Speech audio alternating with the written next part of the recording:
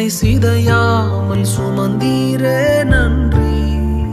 ஒரு கரு போல காத்தீரே நன்றி.